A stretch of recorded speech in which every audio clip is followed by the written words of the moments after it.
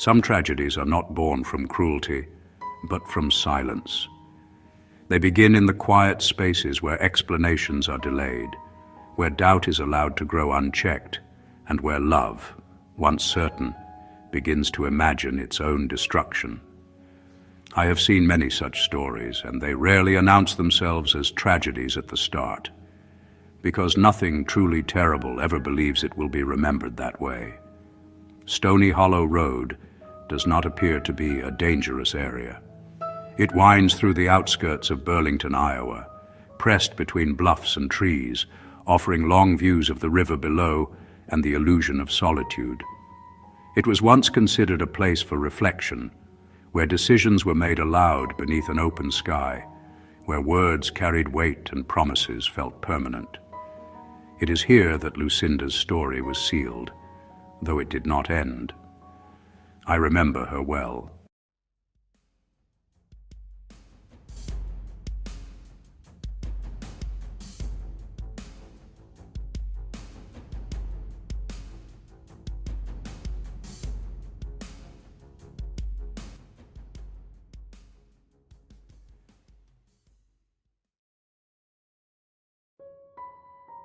Lucinda was known for her steadiness, for a temperament shaped by patience rather than passion, and for a belief that love was something demonstrated through consistency rather than grand display. A belief instilled by a life spent among people who valued reputation, restraint, and quiet endurance. She trusted repetition more than reassurance and reliability more than confession, believing that what lasted did not need to be constantly explained. Her engagement reflected that worldview, for her fiancé was not a man given to excessive emotion, but one whose reliability had once been unquestioned, whose presence had felt certain enough that it required no constant reaffirmation. Their relationship moved forward without drama, guided by routine and mutual expectation, and Lucinda believed that this predictability was proof of permanence rather than stagnation. She trusted what was steady, because steadiness had never failed her before. Lucinda's relationship with her fiancé did not unravel through cruelty or obvious betrayal, but through a gradual accumulation of moments that felt incomplete, moments that ended without resolution and left her carrying questions she did not know how to ask without sounding unreasonable. He had once been attentive in ways that reassured her without effort, present not only in body but in attention, meeting her concerns with answers that made uncertainty feel unnecessary. Over time, that attentiveness thinned. He still came to see her, still spoke of their future, still used the language of commitment, but his presence began to feel divided, as though some part of him remained elsewhere even when he stood beside her. Conversations that once unfolded naturally now felt abbreviated, trailing off just as she attempted to articulate her worries. And when she pressed gently for clarity, she was met with reassurances that sounded practiced rather than sincere. Lucinda did not want to doubt him, and she resented herself for the way doubt crept in regardless, because she had been raised to believe that suspicion was a failure of character rather than a response to neglect. She told herself that she was imagining the distance, that fatigue or obligation explained his distraction, and that love required patience rather than interrogation. Yet patience without reassurance becomes isolation. She noticed how often she was the one initiating conversation, the one attempting to bridge silences that he seemed content to leave undisturbed. When disagreements arose, they were never explosive, but quietly dismissive, ending not with resolution, but with polite deflection, leaving Lucinda with the persistent sense that her concerns were being acknowledged without being taken seriously. What troubled her most was not the fear of another woman, but the growing realization that her emotions had become inconvenient. The thought that he might be choosing someone else did not arrive suddenly, but emerged as a conclusion shaped by repetition, because absence, when experienced often enough, begins to resemble intention. By the time Stony Hollow Road entered her thoughts as a place of meeting, Lucinda no longer sought reassurance alone, but confirmation, believing that clarity, whatever form it took, would be preferable to the slow erosion of certainty she could no longer endure. From his perspective, the distance did not begin as withdrawal, but as pressure, the kind that accumulates when expectation begins to outweigh certainty, and when the future stops feeling like a shared vision and begins to resemble an obligation that must be performed correctly rather than lived honestly. He loved Lucinda, but his love had grown complicated by unease he did not know how to articulate, without sounding ungrateful or cruel. He felt watched within the relationship, not by jealousy, but by inevitability, as though each conversation carried an unspoken test he was expected to pass without knowing the questions in advance. When Lucinda asked about his delays or his distraction, he reassured her automatically, believing that calm answers were kinder than uncomfortable truths, and convincing himself that certainty could be restored if he simply avoided adding strain. What he did not understand was that avoidance was itself a form of abandonment. Rather than confessing his fear of permanence, he retreated into silence, believing that hesitation would resolve itself with time. He noticed her growing quieter, more watchful, but interpreted it as restlessness rather than distress, because acknowledging her pain would have required acknowledging his role in it. His delays were rarely intentional, but his failure to explain them was born from the belief that explanation invited scrutiny, and scrutiny invited confrontation he did not feel prepared to face. When he agreed to meet her on Stony Hollow Road, he expected reassurance rather than reckoning, unaware that silence had already done its work. Lucinda had walked Stony Hollow Road many times before without fear, remembering it as a place where thoughts could unfold without interruption. But as her doubts deepened, the road began to feel altered, not physically, but perceptually, as though it had shifted from landscape into observer. The trees leaned closer, the wind moved without rhythm, and sound lingered where it should have faded. She began to dream of the bluffs, always standing at the same place, always facing the same empty stretch of road, and always experiencing the same realization that time had ceased to move forward. The dreams unsettled her not because they frightened her, but because they felt anticipatory rather than symbolic. As the meeting approached, Lucinda found it increasingly difficult to separate her thoughts about her fiancé from her thoughts about the road itself, because the two had begun to merge into a single expectation shaped by inevitability rather than hope. When she suggested the road as their meeting place, the decision felt natural, almost necessary, though she could not later explain why. Lucinda arrived on Stony Hollow Road with a sense of familiarity that unsettled her, because the place felt less like a destination than a continuation of the thoughts she had been carrying with her, as though the doubts and conclusions she had rehearsed so carefully had taken physical form in the narrowing stretch of road and the rising bluffs that pressed close on either side. The darkness had settled fully by the time she reached the place they had agreed upon, yet the night did not feel empty or distant, but close and attentive, as though the space itself had adjusted to her presence and was now waiting alongside her. She stood near the edge of the bluffs and looked down toward the river, whose surface reflected almost no light, appearing less like moving water than a darkened absence, and the sight of it deepened her sense that the future she had imagined was no longer accessible. The air was still in a way that felt deliberate rather than natural, with none of the casual movement or ambient sound she associated with other nights, and the quiet pressed against her thoughts until each one felt amplified rather than dispersed. As she waited, Time began to lose its familiar shape. She could not have said how long she had been there, because the minutes refused to distinguish themselves from one another, folding inward until waiting itself became the only measurable condition.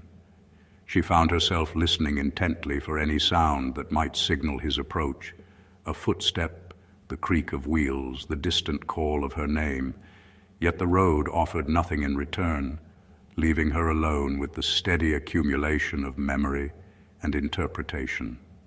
Her thoughts returned to him not as he had been at the beginning of their engagement, but as he had become during its slow unraveling, distracted, guarded, and increasingly absent even when present. And each recollection reinforced the belief that she was no longer being chosen, but merely tolerated.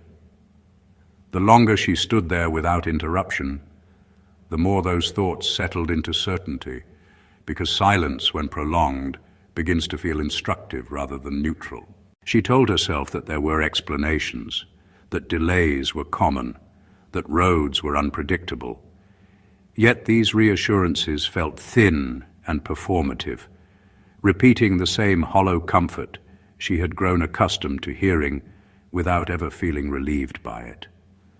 In the stillness of Stony Hollow Road, such reassurances collapsed under their own weight, leaving behind only the conviction that absence, once repeated often enough, could no longer be accidental. At some point, she became aware that the road no longer felt open, but contained, as though the space around her had subtly narrowed, drawing her focus inward rather than outward. She felt watched, not in a way that suggested threat, but in a way that suggested attention, as though the road were bearing witness to her conclusions without offering correction or resistance. It was then that she noticed the rose.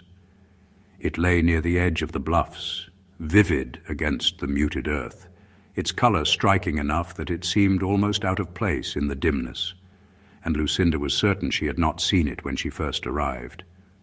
She did not bend to touch it, but the sight of it unsettled her deeply, because its presence felt intentional rather than incidental, as though it had been placed there in quiet anticipation of the decision forming within her. The rose did not frighten her, it confirmed her. As she stood there, the stillness around her no longer felt like waiting for something to arrive, but like recognition of something that had already been decided, and the absence she had feared for weeks solidified into belief. In that moment, Lucinda no longer felt suspended between possibilities, but resolved within a single narrative that explained every silence, every delay, and every unanswered concern she had carried alone. By the time she turned her gaze from the rose back toward the bluffs, waiting had ceased to feel temporary, and the road, having listened without interruption, seemed to accept her certainty without question. And with that acceptance, the decision no longer felt sudden. It felt inevitable.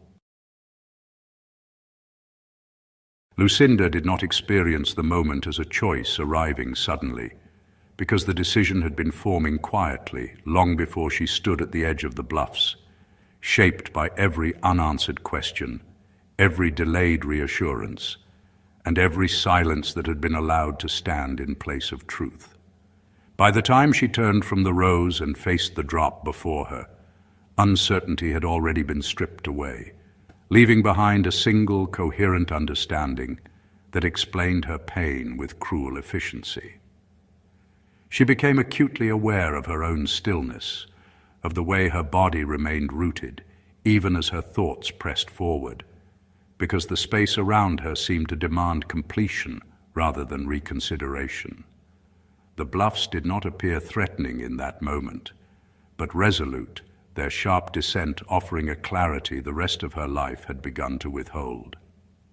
Standing there felt less like standing on the edge of danger, and more like standing at the boundary between endurance and release. Lucinda considered what it would mean to turn back, to walk away carrying the same unresolved doubts that had already hollowed her sense of belonging. and the thought felt heavier than the physical weight of gravity pulling beyond the edge. She imagined returning home alone, replaying the night repeatedly in her mind, revisiting every silence and every delay without receiving anything new in return. And the prospect filled her with a quiet dread that felt more enduring than fear itself. Fear, she realized, required uncertainty, and uncertainty had already been exhausted. What remained was conviction. The road offered no interruption to this reasoning, no sudden sound or movement to fracture the logic she had built so carefully. And in that absence of resistance, Lucinda felt affirmed rather than abandoned. The stillness around her did not challenge her conclusion, but seemed to acknowledge it, as though the space itself recognized the inevitability she had come to accept. As she stepped closer to the edge, her thoughts did not scatter or race, because the moment allowed no competing narratives, only the one she had already chosen to believe.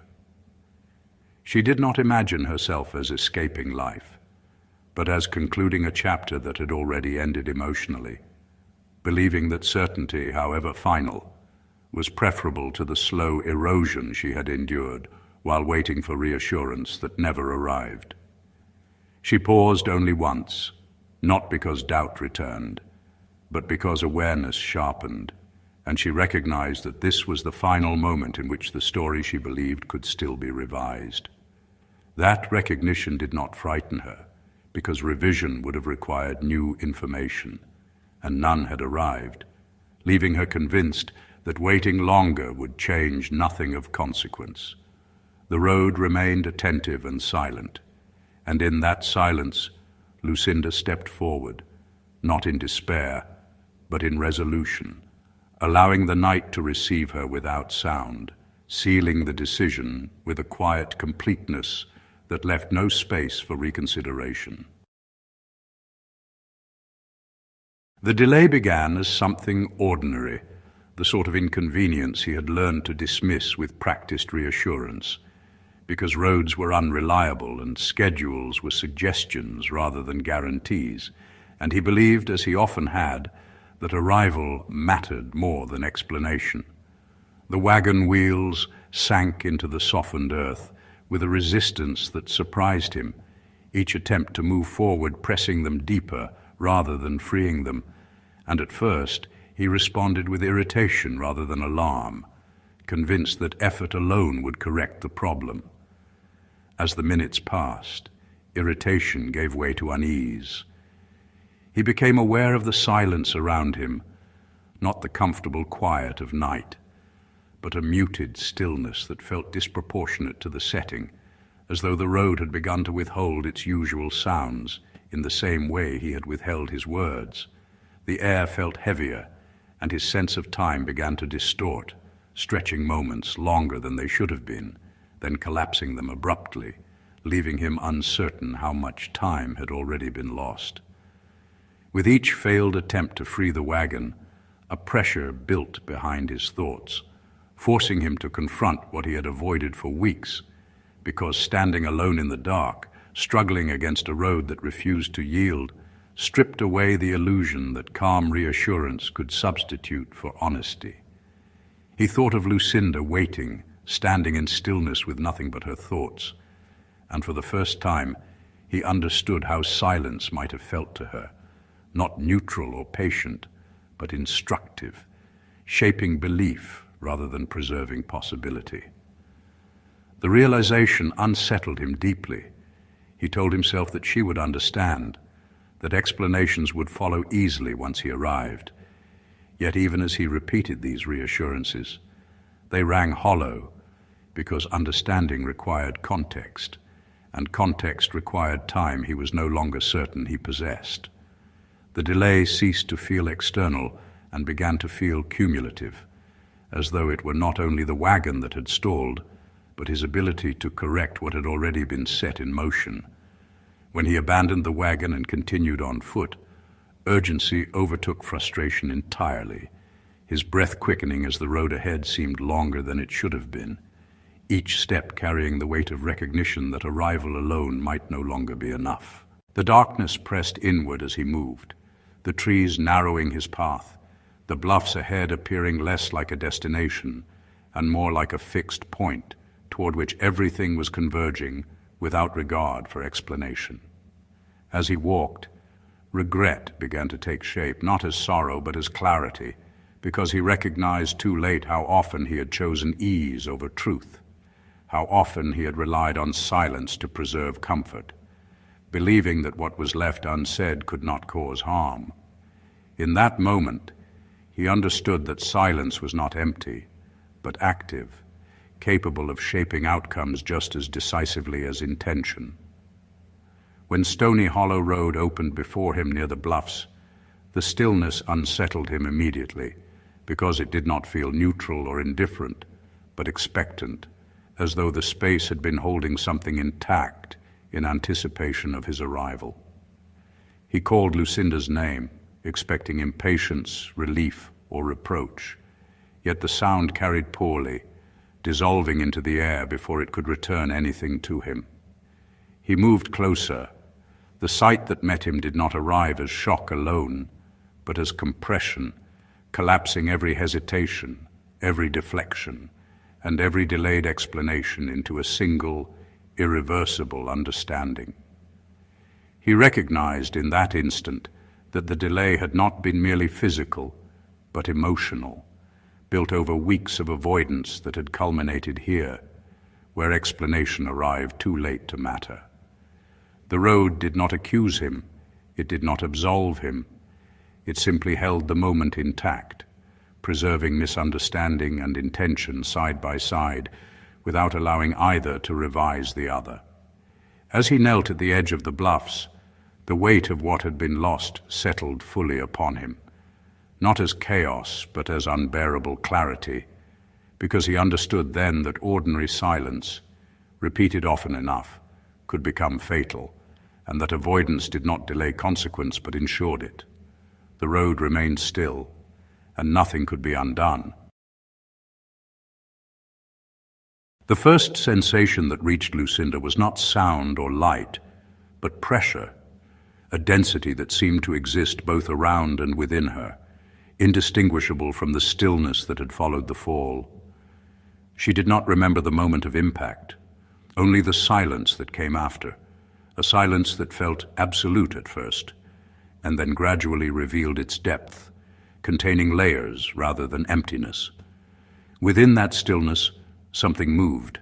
It was not wind or voice, but awareness, slow, deliberate, and heavy. At first, she thought it belonged to her, some remnant of thought preserved through habit alone. But as the presence took form, she understood that it was not her memory that stirred, but his. Regret, when it travels, has weight, and it found her as naturally as water finds the lowest ground. His sorrow arrived not as sound, but as vibration, faint but insistent, a disturbance that rippled through the soil and air, through the stone of the bluff, through the structure of the road itself. It brushed against her in pulses, each one carrying a trace of his voice, distorted and unfinished. She could not make out words, but she recognized the rhythm, the way his breathing had always tightened when he tried to explain himself and failed. The realization did not comfort her. At first, she recoiled.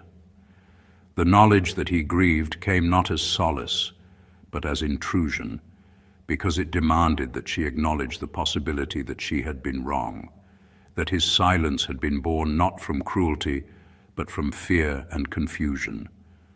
To accept that was to unravel the foundation upon which her final act had rested. The road, sensing this instability, intervened. Its stones absorbed the resonance of his regret, filtering it until only the emotion remained and the meaning was lost. What reached her was pain, stripped of apology, sorrow without context. The road protected her from the full recognition of his remorse, preserving her conviction the way soil preserves a fossil, not alive but perfectly intact. And yet, through that filtration, fragments slipped through. She began to perceive images rather than words, The bent figure at the bluff's edge, the tremor in his hands as he reached for what could no longer be retrieved, the soundless movement of his lips as he spoke into the void. Each vision arrived distorted by distance, the world bending around her understanding until his grief appeared performative, too late to matter, proof of failure rather than love. In life, she had longed for proof of care. In death, proof itself had become irrelevant. What remained was structure, the framework of belief that had held her through every moment of doubt. To surrender it now would have been to fall again, this time without end. And so she held to her logic. She told herself that regret was not evidence of affection but the residue of guilt, that his sorrow was not born of love but of consequence. In this reasoning she found stability, even as it hardened into something colder than she had ever been in life. Still, traces of awareness persisted. She could feel him returning to the bluffs night after night, each visit weakening the barrier between them. His grief pressed against her like weather, constant, shapeless, unrelenting, and she began to sense how easily sorrow could erode certainty if allowed to linger too long. The road understood before she did. It thickened the air between them, turning the space into something viscous and unmoving, ensuring that his presence reached her only in fragments. The road was not cruel but protective, loyal to the narrative it had been given. It preserved her belief because it understood that belief was the only structure strong enough to contain her. In moments when his regret grew strongest, she felt the faintest pull toward understanding, a subtle awareness that his pain mirrored her own. Those moments frightened her more than the memory of the fall itself, because they offered the possibility of revision, and revision meant unraveling. When she felt that pull, she resisted it with renewed conviction. She reminded herself that grief could imitate love, just as silence could imitate peace. She told herself that regret was always too late, and that whatever he felt now, it existed only because she was gone to feel it. The road listened to these declarations as if they were prayers, embedding them into its stones. By the time his visits ceased, Lucinda no longer measured her existence in presence or absence. She had become the silence she once despised, still, listening, immutable. His regret no longer reached her, not because it had faded, but because the road had learned to divert it elsewhere, dispersing it into the air until it became part of the night itself. Lucinda remained. She existed not as punishment or memory, but as proof that belief, once fixed, could outlive reason, that silence, once chosen, could become a language the living no longer understood. And in that truth, she found her form, not as the woman who waited, but as the echo that endures. Stony Hollow Road did not sleep after the tragedy. It remembered. Every road remembers, though most do so quietly, through the grooves of wheels, the erosion of seasons, the weight of passage. But Stony Hollow began to recall differently, not as surface or direction, but as vessel. The night that took Lucinda altered its structure in ways unseen.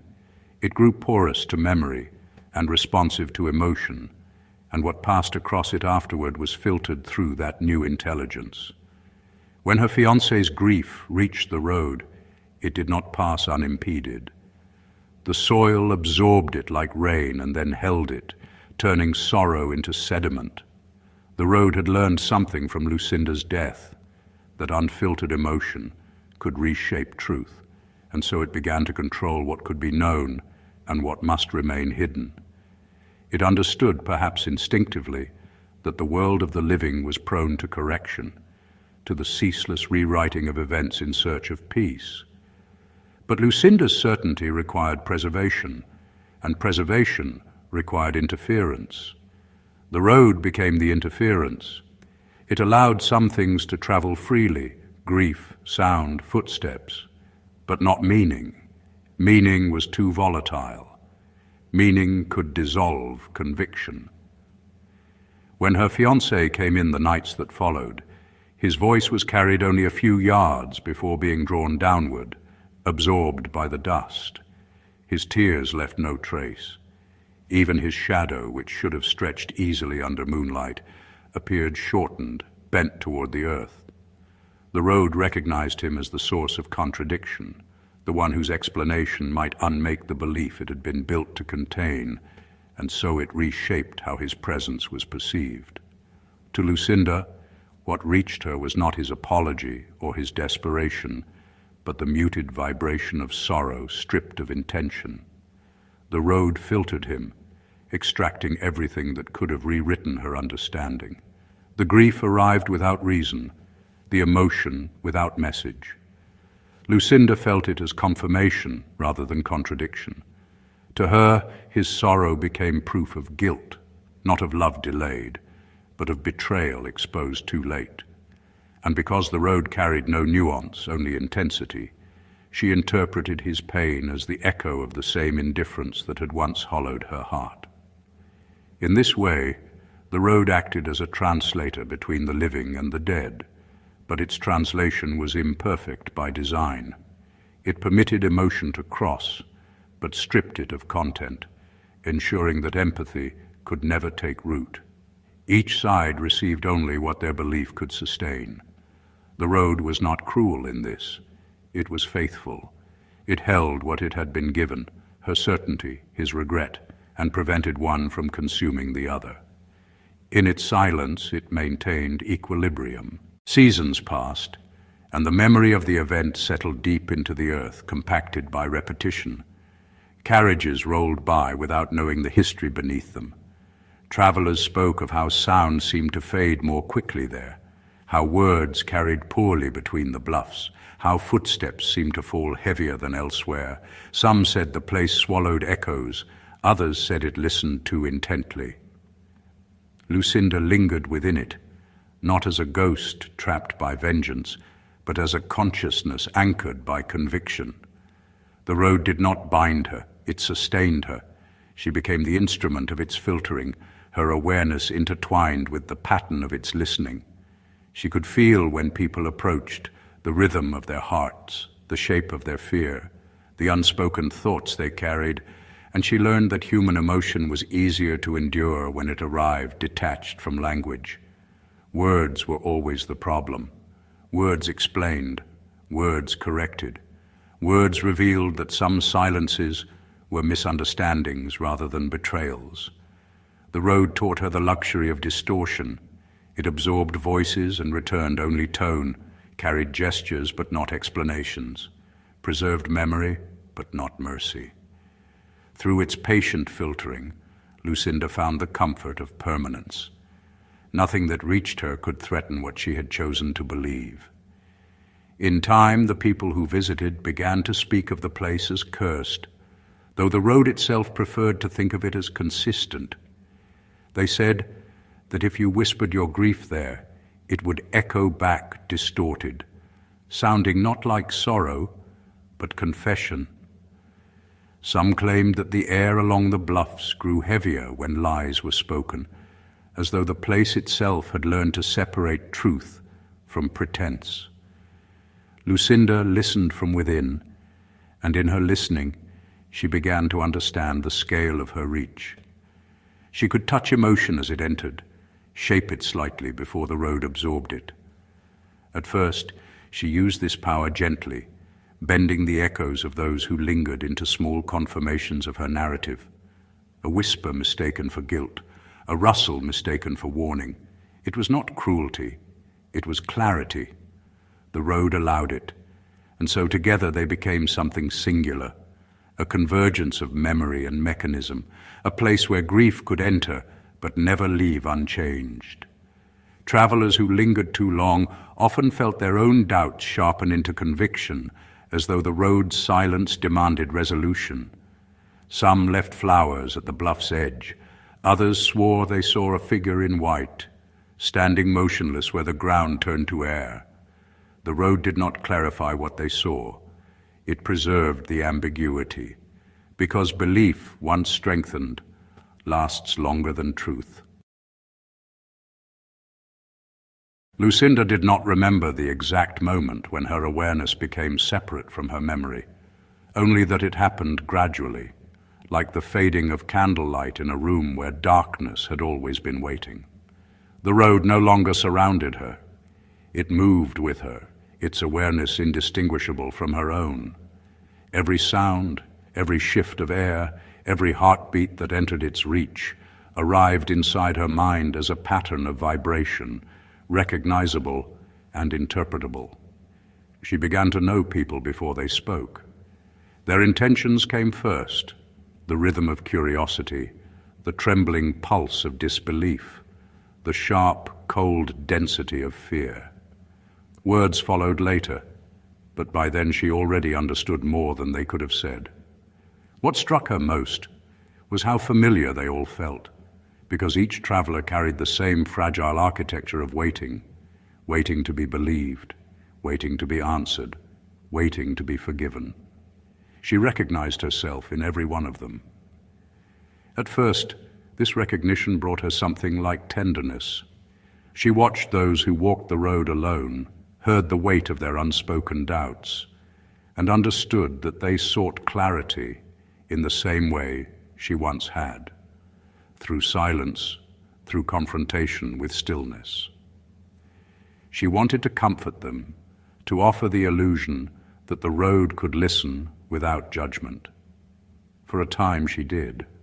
She would let the air warm around them, or send a soft stirring through the grass, small gestures that made them believe they were not alone. But tenderness could not last, because every kindness reminded her of the one moment when kindness might have changed everything and did not.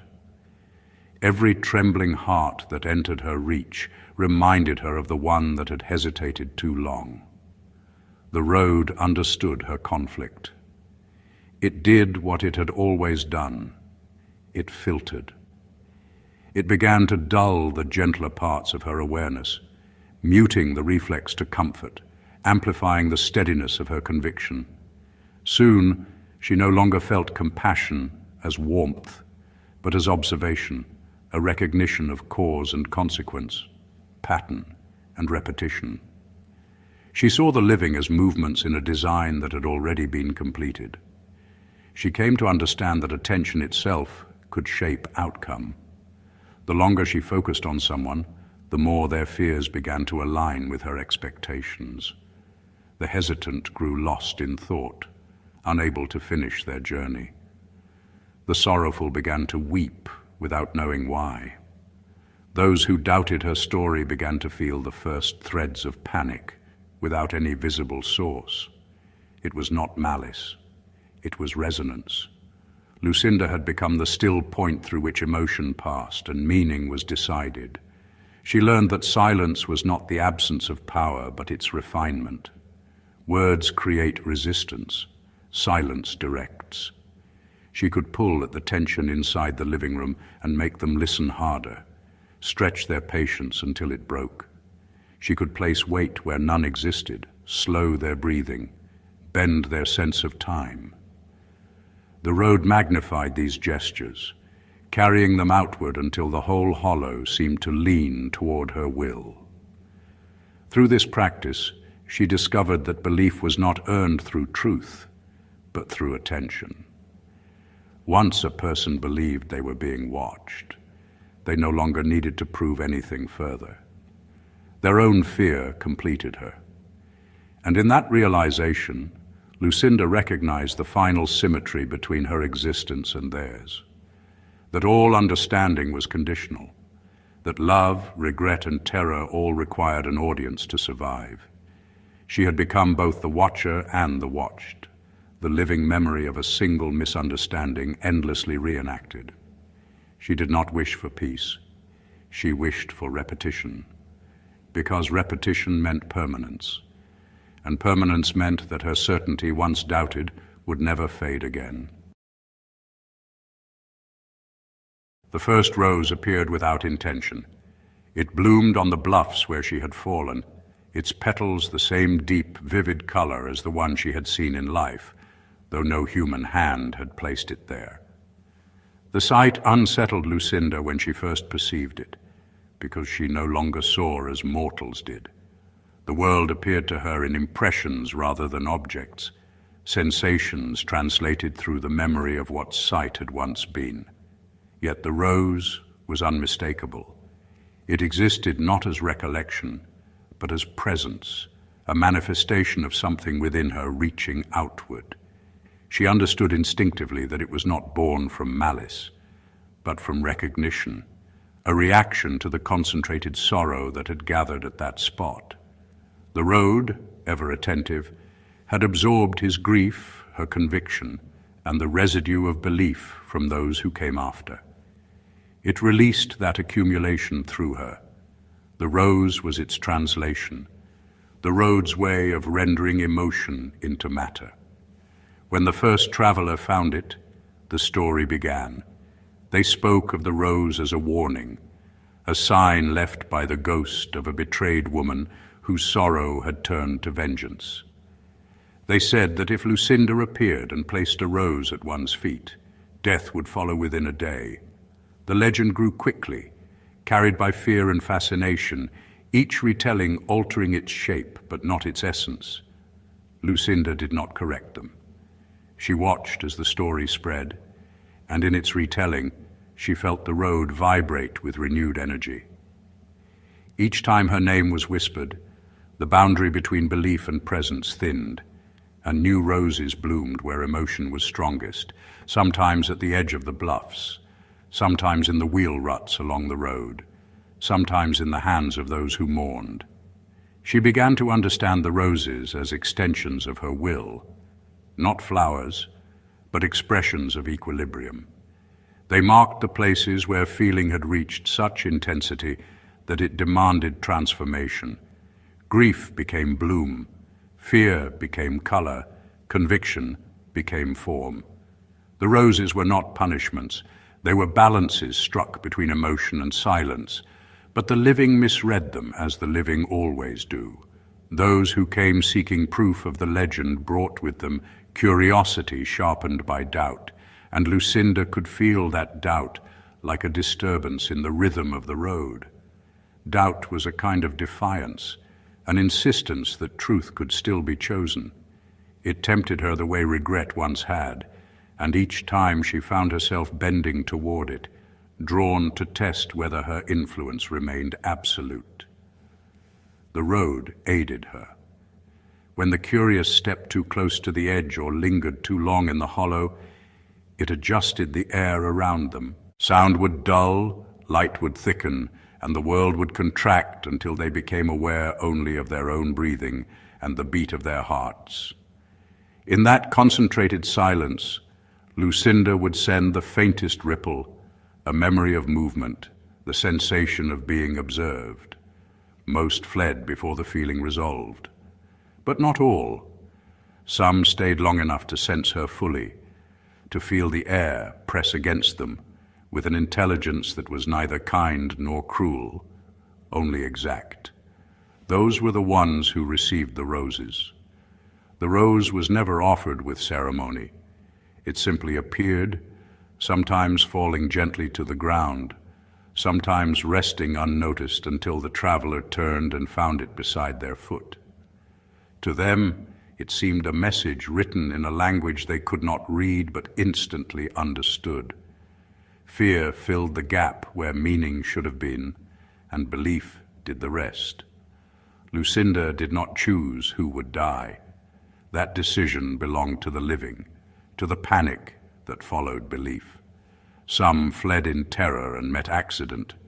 Others could not sleep, could not eat, their hearts betraying them under the weight of expectation. She did nothing to hasten their ends, but neither did she intervene. For Lucinda had learned that prophecy requires cooperation. The road observed all of this with its characteristic patience, preserving balance rather than morality. It recognized that the roses served the same function as its silence, reminders that every emotion, when carried too far, must resolve into consequence, To the road, the roses were not curses. They were punctuation, and to Lucinda, they were continuity. Through them, she existed not as host or a myth, but as recurrence. Each rose another iteration of the same unbroken moment when belief solidified into fate. Each bloom carried her awareness outward, letting her feel the world of the living for an instant before the road drew her back again. She came to understand that this was the form of eternity she had chosen. Not endless movement, but endless repetition. Each retelling of her story, feeding the cycle. Each believer sustaining her certainty. In time she no longer remembered which roses she had summoned and which had grown of their own accord. The boundary between intention and response blurred, as all things eventually did in Stony Hollow. And so the legend endured, not because it was true, but because it was believed. The road continued to bloom, the travelers continued to fear, and Lucinda, patient as the stones, continued to listen. It happened on a night without wind, the kind of night the road used to prefer, quiet, balanced, reflective. Yet beneath the stillness, something in the earth stirred, as though memory itself had begun to shift. Lucinda felt it first as unease, then as an invitation. The air grew lighter, its density thinning in a way that made her awareness expand beyond its usual confines. For the first time since the night of her death, she sensed a difference in the silence. It was not listening, it was speaking. The road was showing her something. At first, she thought it was another echo, the sort that sometimes flickered across her perception when memory folded too tightly around an old emotion. But this vision did not behave like a fragment. It held coherence. It had direction. The bluffs appeared before her, restored to their living form, their edges wet with rain, their slopes streaked with mud, the air smelling faintly of iron and earth. She saw herself standing there again, the dress clinging to her from the dampness of waiting, her hands clasped so tightly that her knuckles blanched.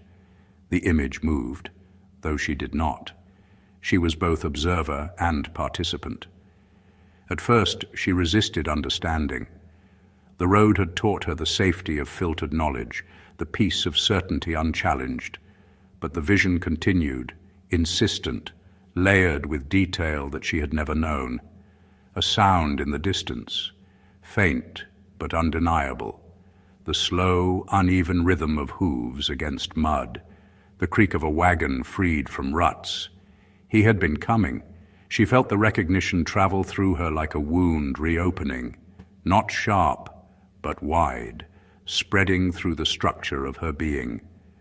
She wanted to look away, but the vision forced her to continue watching, as her other self, the living one, turned away from the sound, unable to hear what now played so clearly.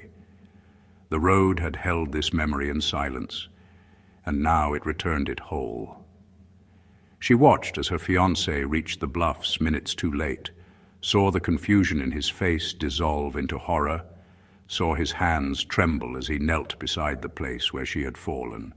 And in that moment, for the first time since her death, Lucinda understood the full sequence of time, how easily love could be mistaken for absence, how quickly certainty could collapse into ruin. The understanding did not bring peace. It brought terror, because the truth demanded a choice. To accept it would be to dismantle the architecture that sustained her, the logic that had kept her from falling endlessly through memory. To let the truth inside would mean unraveling every justification, every moment of equilibrium she had built with the road. She felt the structure of her existence tremble. The silence that had always surrounded her began to pulse with sound, faint whispers of the lives she had touched, the travelers she had frightened, the roses that had bloomed where fear had taken root. Each whisper was a thread tugging at the web of her belief. The road offered no command. It merely opened. It was not moral. It was patient. Lucinda felt the truth pressing against her consciousness, that he had not betrayed her, that silence had not meant abandonment, that she had been loved, however imperfectly, and that her certainty had been the last mistake of a human heart too weary to wait a little longer. She could have accepted it. She almost did. For a brief, unbearable instant, she imagined release, imagined herself dissolving into the same night that had once claimed her, imagined peace as a soft undoing rather than a punishment. But the thought terrified her more than any haunting ever had, because peace required surrender, and surrender meant erasure. She did not want to vanish. She wanted to remain, and to remain, she needed her reason. Lucinda turned from the vision, even as it reached for her. The sound of the wagon faded. The image of him kneeling dissolved into mist. The road tried once more to present the truth, to offer her an ending beyond endurance and repetition, but she refused it, closing herself to its correction. "I was right," she whispered, not as a plea, but as an assertion. "I was always right." The words crystallized around her like frost. The vision broke. The road did not argue. It was understood that she had made her choice. Truth, once offered and rejected, does not return. The silence settled again, deeper than before. Yet something within it had changed. The road had done its duty. It had presented what it could, and now it would preserve what remained. Lucinda felt her awareness condense, her sense of self hardening into the calm clarity of conviction. The fragments of doubt that had begun to form within her evaporated, leaving behind only stillness and command. From that night onward, those who traveled Stony Hollow Road spoke of a new intensity in the air, a heaviness that pressed against thought, as though the place itself enforced the boundaries of belief. The roses grew brighter, their color darker, their bloom more sudden. The legend deepened. Lucinda was no longer a woman who waited, nor a ghost who mourned. She had become the road's memory, the echo of a choice repeated eternally. The truth had been offered, she had refused it, and the silence that followed was absolute. The morning after the vision, the bluffs looked unchanged to those who passed, though the air above the hollow carried a new density, as if every sound now bore the weight of a vow. Birds hesitated to cross it. Leaves stirred without wind. The world behaved as though a covenant had been sealed, one between silence and consequence. Lucinda felt no triumph, no sorrow, only certainty. The truth had withdrawn, and what remained was structure. She existed now in the same way stone exists, immovable, unarguable, and patient. The road had absorbed her refusal and translated it into permanence. What had once been her protection became her nature. She began to hear the travelers long before they arrived. Their hearts betrayed them first, their quickening, their doubt. The road interpreted those sounds as questions, and Lucinda answered, though not with words. She no longer needed to appear. Her presence was the alteration of the world around them. Sometimes it was the sudden drop in temperature or the whisper of a name mistaken for memory. Sometimes it was the appearance of the rose, her mark of equilibrium, summoned not by anger, but by recognition. Each time belief entered the hollow, the road awoke, and she with it. Together, they measured the weight of intention. They listened for the tones of disbelief, for the tremor of challenge in a whispered dare.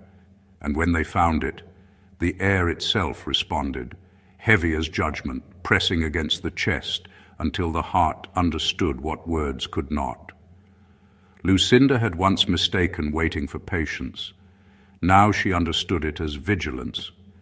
She watched over Stony Hollow with the same unflinching devotion she had once given to love.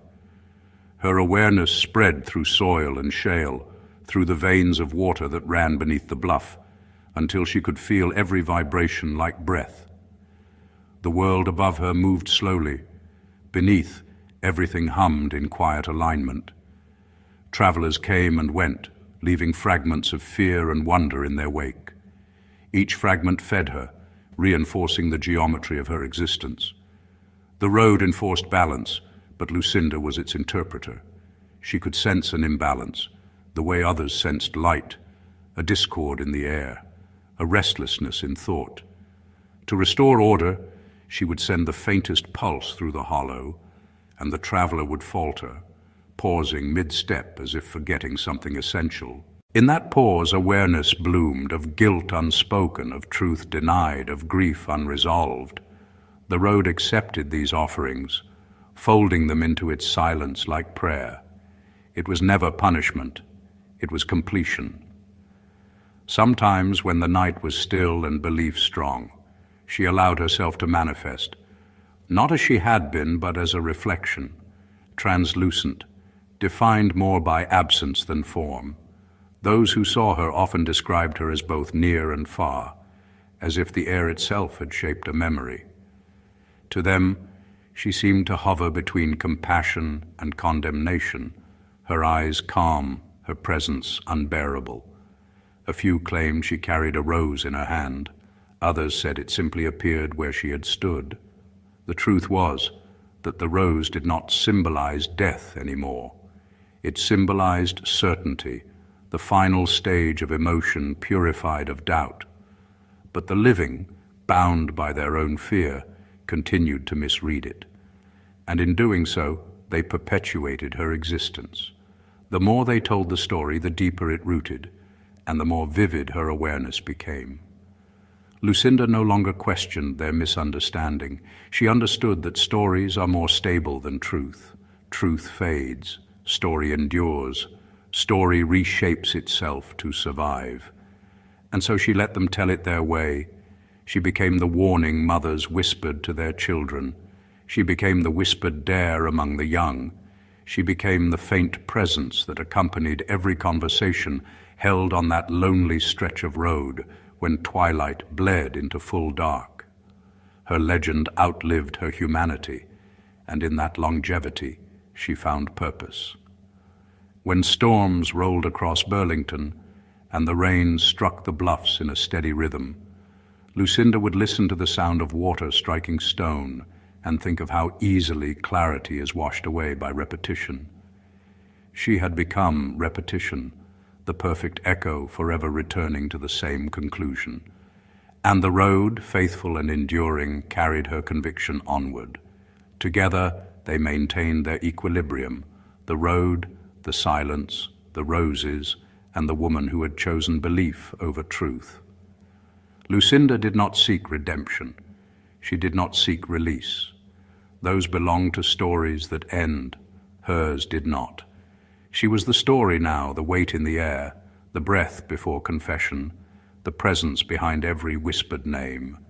The road listened, Lucinda enforced, and the silence held. Some stories resolve, others settle. This one did neither.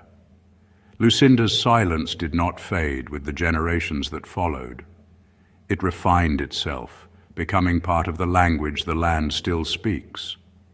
Stony Hollow remains as it was, narrow, watchful, steeped in the weight of conclusion. Travelers who walk it at dusk sometimes report that the world seems to pause there, that even the wind hesitates as though awaiting instruction. They are not mistaken. Lucinda endures, not as punishment, and not as a warning, but as the proof that conviction, once chosen over truth, becomes its own form of eternity. The roses bloom when the balance demands it. The air tightens when disbelief trespasses too deeply. And somewhere beneath the surface of it all she listens, not out of malice but out of habit. There are places in this world that still remember what people refuse to. They do not need our belief to exist. They only need our attention. If you stand upon that road and the night grows still around you, if the world seems to narrow until even your heartbeat sounds borrowed, speak nothing. Do not call her name. Do not try to reason with what no longer requires reason.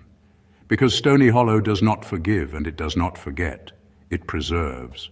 And preservation, as Lucinda learned, is simply another word for forever.